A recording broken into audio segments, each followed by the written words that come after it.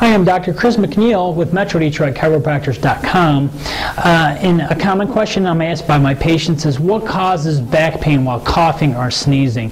Now, what happens is, if you have a spinal problem, especially a disc problem, when you cough or sneeze, it increases the intraspinal, intradiscal pressure, and a already damaged bulging disc will even bulge out even more when you increase that pressure when you cough or sneeze. So that is what causes increased pain while coughing or sneezing.